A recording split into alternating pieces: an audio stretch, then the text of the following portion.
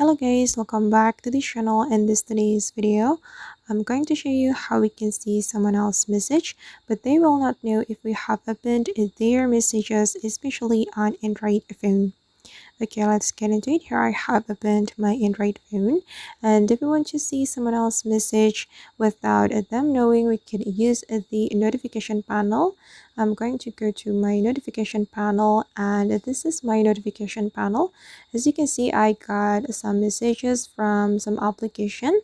This one is from WhatsApp and from Telegram, and the last one is from the Instagram application. And if you want to see the message, you don't need to open the application, you just need to go to your notification panel and you can see the message right here. And if you want to get the detail, you can click on this little arrow like this, and you can also reply the message is if you want, or you can also mark as read.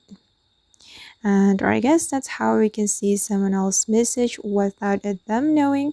I hope this tutorial will be useful for you. Thank you so much for watching, and if you found this tutorial useful, don't forget to like, comment, share, and also subscribe to this channel.